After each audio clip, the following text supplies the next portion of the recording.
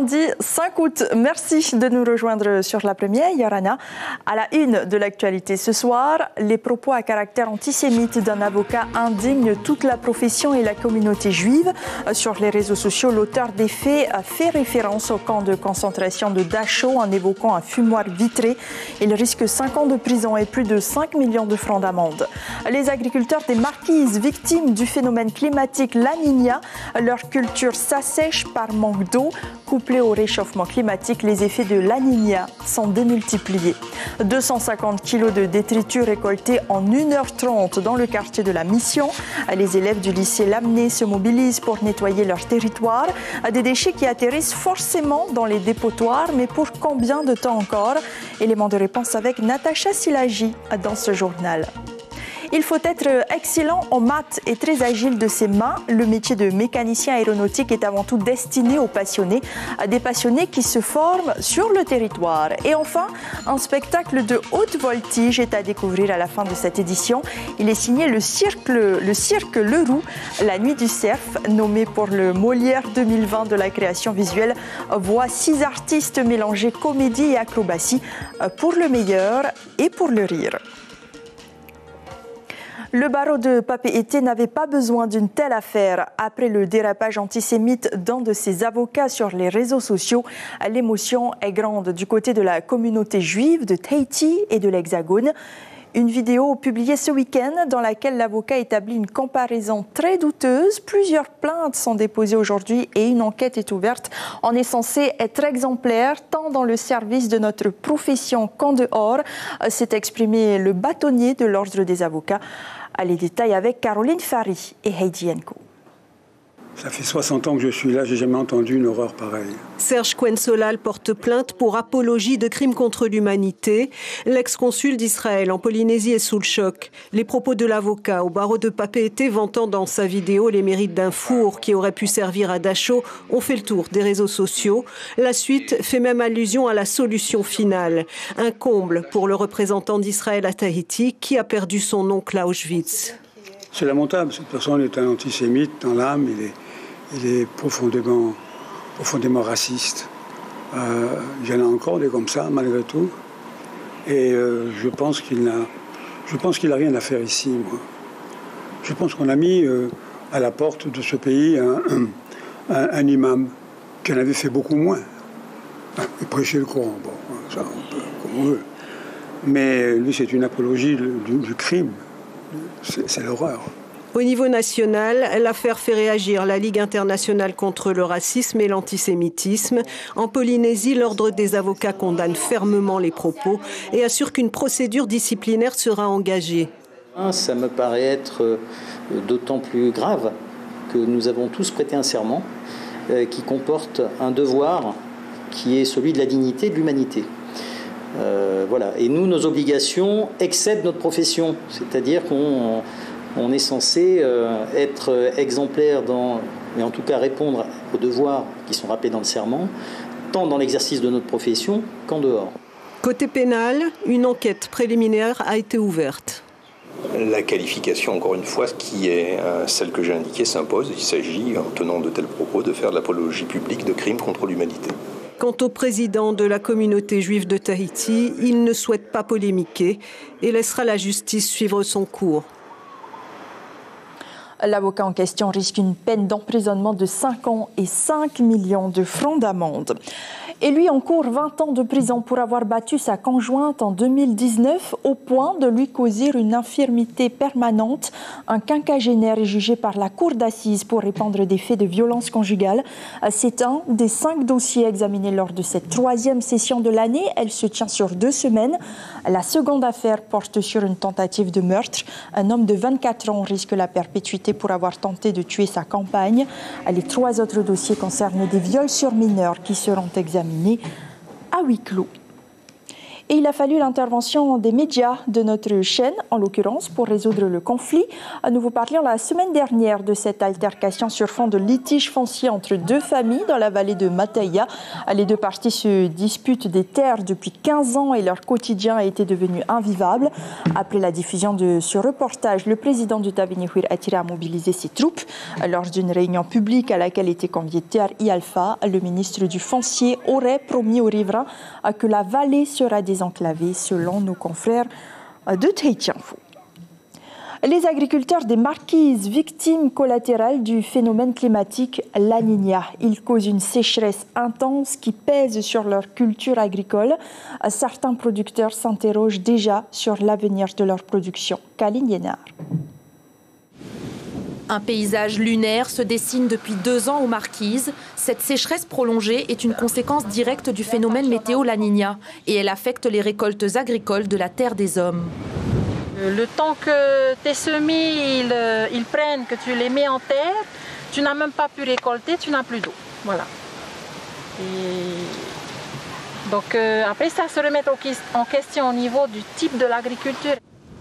La Niña est combinée à un autre phénomène météo, l'oscillation décennale du Pacifique, une variation de la température de l'océan qui est plus chaud pendant 20 ans et plus froid les 20 années suivantes.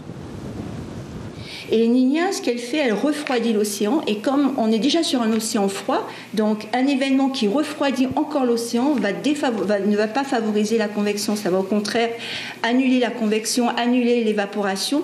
Et donc ça va annuler la formation de nuages. Les Marquises et le nord des Tuamotu sont les plus concernés par La Niña et sa sécheresse, qui pourrait se prolonger jusqu'en janvier.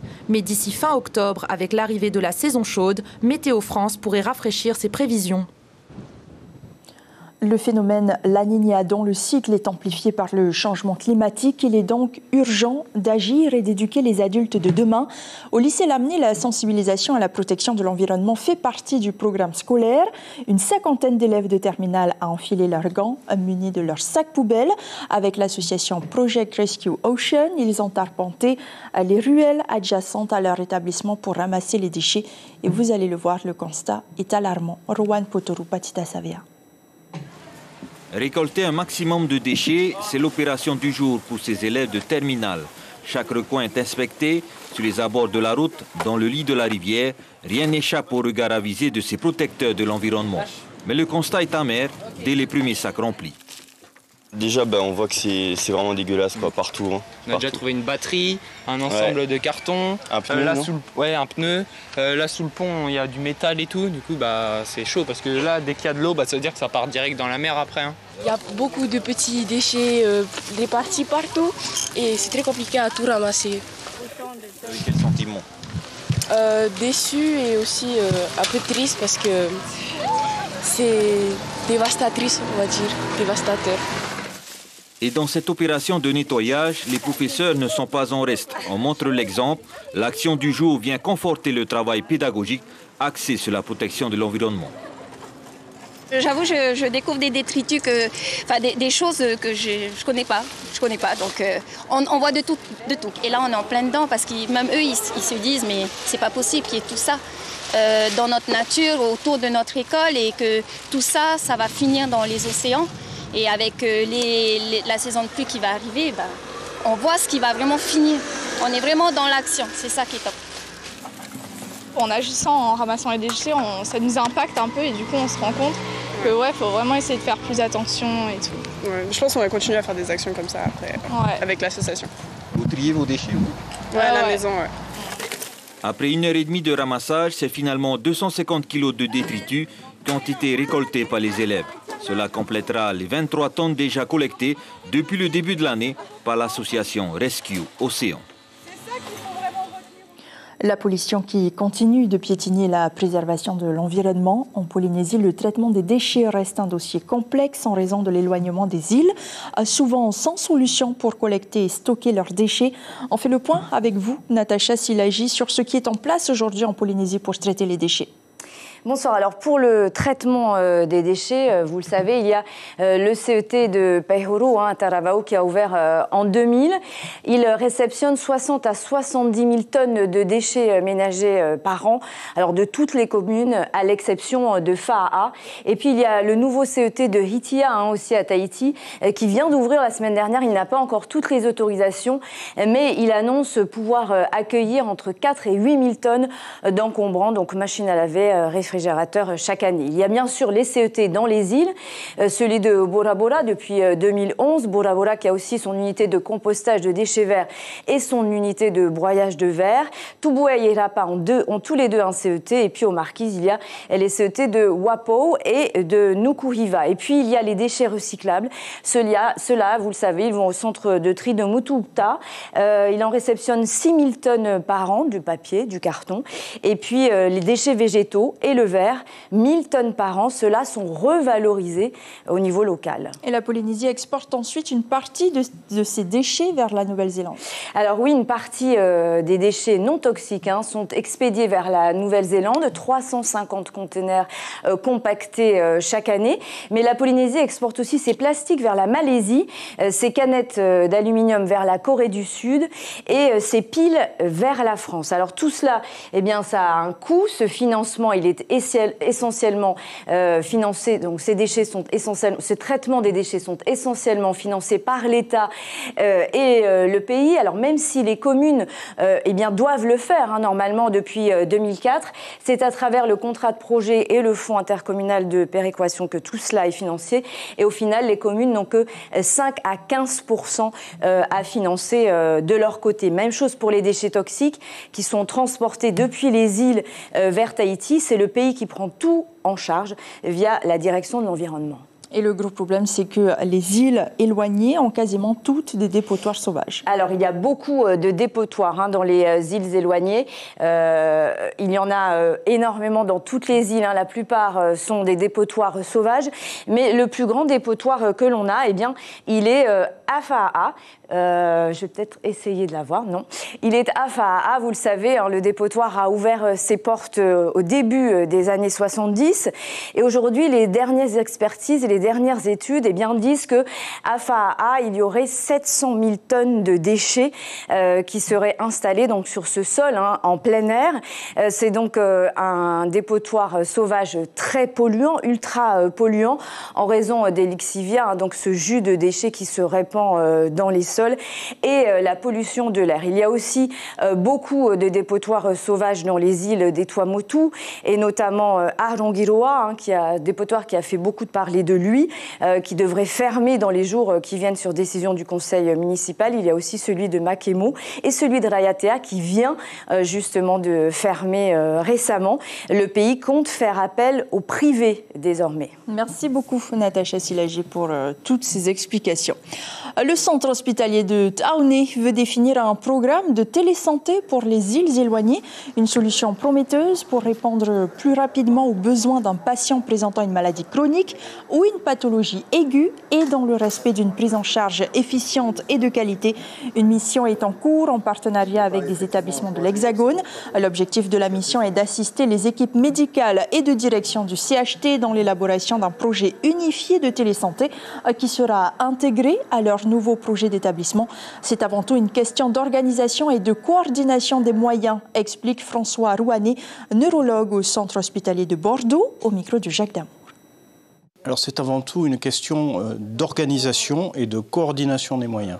Je pense que c'est vraiment ça qui est le plus important à ce stade-là, de pouvoir développer une organisation qui soit efficace et qui permette aussi, l'intérêt c'est surtout d'éviter et de limiter le nombre d'évacuations sanitaires et de permettre de ne transporter et de ne ramener sur Papeete ou sur un autre établissement de santé comme Marquise ou à Rayatoa, que des patients qui en ont véritablement besoin et de pouvoir soigner là où ils sont les patients qui n'ont pas besoin d'être hospitalisés. Et demain, on vous explique ce qu'est le cancer du mélanome et comment le prévenir. La Ligue polynésienne contre le cancer organise des matinées de dépistage. Natacha Helm, sa présidente, sera à l'invité café de la matinale radio. Elle existe depuis 1 an en Polynésie. La formation de mécaniciens aéronautiques attire des jeunes passionnés de l'industrie. Un gain de temps et surtout d'argent pour eux qui ne sont plus obligés de s'expatrier pour apprendre le métier. Ils s'exercent aussi sur le Fénois au centre de maintenance de Fa'a. On voit cela avec Ismaël Tahiata et Jacques Damour. Un avion en construction, du moins son modèle réduit. Du modélisme pour les mécaniciens aéronautiques stagiaires. Là, on est en train de construire le fuselage, donc avec les cadres, les logerons. Donc c'est celui qui supporte la plus grosse partie des charges. Lui s'occupe de la partie principale et moi j'essaie de m'occuper plus des tâches secondaires qui après on va fixer cette partie sur celle-là. Au total, 13 modules à passer. La formation est répartie sur 2 ans. Il y a donc de la pédagogie théorique, de la pédagogie plus pratique, comme ce qu'on est en train de faire. Et puis ensuite, il y a effectivement ce qui s'appelle des ERM, donc c'est de l'entretien en réel de maintenance. Et donc là, ils vont aller chez des partenaires et puis pouvoir effectivement effectuer des tâches sur des vrais avions. Manipuler des boulons ou graisser des pièces, c'est le quotidien du mécanicien, tout comme convertir différentes unités entre elles. On est amené à faire des calculs de pourcentage pour des dilutions de produits qu'on utilise en aéronautique, mais également pour tout ce qui est instruments de vol comme l'altitude, l'altimètre, tout ça. Il y a des conversions de temps en temps en pieds, en mètres, que ce soit même pour les couples de serrage des écrous. On utilise différents types d'unités. La licence européenne de technicien de maintenance aéronef, le Graal pour ses 12 stagiaires. Une reconnaissance locale, nationale et surtout internationale. Quand j'ai eu cette formation qui s'est ouverte l'année dernière en tant que mécano, et en grandissant, en fait, je me suis toujours intéressé à tout ce qui est mécanique, que ce soit voiture, moto et tout. Quand j'ai eu cette formation, c'était une opportunité pour moi. Air Formation, c'est le bébé de Laurent. Ce centre forme plus de 18 000 stagiaires par an. Mécanicien, un métier qui met en jeu sa responsabilité. Ça va être de dire cet avion, cet hélicoptère est apte au vol. Et grâce à ça, en signant en bas d'un document, le pilote peut prendre cet appareil, les yeux fermés en disant « j'ai confiance en la technique, je peux effectivement décoller ». Chaque année, 6 mécaniciens aéronautiques sont sur le marché du travail, un secteur demandeur où ils sont pratiquement sûrs d'être embauchés. Escala Ouapou, où les produits locaux aiguisent les appétits d'une centaine de visiteurs au marché du terroir. La 2e édition, comme les précédentes, a connu un franc succès. La stratégie des organisateurs pour attirer les habitants a présenté des produits transformés. Un pari gagnant pour la vingtaine d'exposants, dont des agriculteurs et des pêcheurs de Nukuhiva. On écoute la trésorière de la coopérative agricole. Elle est interrogée par Lionel Tehamwana. Beaucoup plus de produits transformés. Le pourquoi, en fait, c'était pour stimuler justement nos agriculteurs et nos transformateurs sur l'île afin qu'ils voient qu'il y a beaucoup de choses que l'on peut faire avec nos produits locaux. Et puis, en même temps, c'est toujours bien d'amener un peu de concurrence pour stimuler l'économie de l'île. Et enfin, c'est à la fois du cinéma, des acteurs, des situations absurdes, mais du cirque avant tout. La Nuit du Cerf est la dernière création du cirque Leroux. Elle mêle une scénographie, des costumes et une bande-son minutieusement travaillée. Le tout dans l'esthétique du début des années 70 qui a littéralement conquis le cœur des spectateurs. Kaline Liénard, Marcel Bonneau.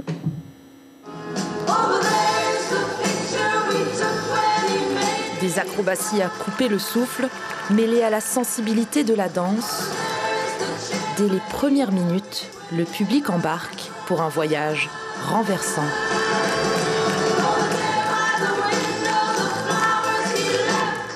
J'avais peur qu'il tombe et j'étais impressionnée. J'ai pas voulu que ça s'arrête, franchement c'était waouh. J'en ai eu plein les yeux, j'ai limite pleuré, c'était waouh. Et c'est la magie du théâtre. Ces artistes de cirque se révèlent être de talentueux acteurs. En moins de 5 minutes, les fous rires retentissent. Je pense que tous les tableaux étaient... Oh, c'était parfait, franchement, c'est à venir voir, vraiment. Des tableaux qui s'enchaînent avec des décors changeants qui font vibrer le public. Je ne m'attendais pas du tout à ce que ce soit aussi spectaculaire. C'est incroyable, c'est très impressionnant. Impressionnant aussi de par la précision et la finesse des mouvements. Cet art inspire la jeunesse. Ça t'a donné envie d'en faire? Oui, un peu. Mais j'ai pas envie de me casser la figure en faisant des resserrements ou des saltos avant. Pour atteindre ce niveau d'excellence, il y a 2 clés, l'entraînement et la passion. Les artistes dévoilent leurs secrets à la sortie du spectacle. Mais ouais, c'est juste ça. Si t'aimes bien, tu t'entraînes beaucoup. Et puis après, c'est facile. Ils nous ont expliqué qu'il n'y a pas forcément besoin de diplôme spécial ou des choses comme ça. Et vraiment, je me suis dit que ça pourrait être un futur métier peut-être à pratiquer, oui. En plus du talent d'acrobatie qui est exceptionnel, le côté théâtral, la mise en scène, elle est exceptionnelle, elle est géniale, les idées sont super et puis il faut quand même tenir la scène à 6 personnes comme ça avec toutes les acrobaties incorporées. Bravo, hein? Bravo les artistes.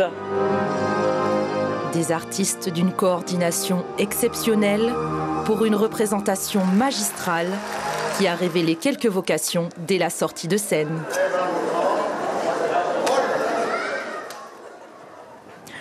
L'information principale de ce journal, un avocat du barreau de Papeete encourt 5 ans de prison et 5 millions de francs d'amende pour avoir, dans une vidéo postée sur les réseaux sociaux, fait référence au camp de concentration de Dachau mis en place par le régime nazi, dans lequel des personnes de confession juive ont été exterminées entre 1933 et 1945.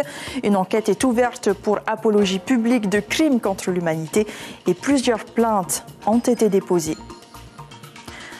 À la une de votre quotidien demain, Tate Info n'a pas encore été publié à 7h. Ce soir, vous retrouverez de nouveaux épisodes de l'intrigante série L'île aux 30 cercueils d'abord et Pambélé qui vous emmène sur les traces du premier champion du monde de boxe colombien. Merci de votre fidélité. Très belle semaine sur La Première. Portez-vous bien et à demain.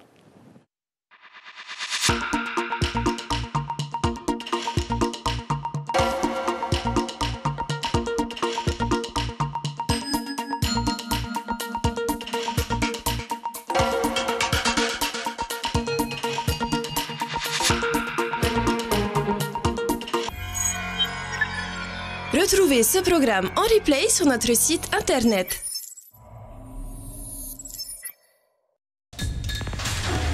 L'information en continu sur Polynésie La Première, internet et réseaux sociaux.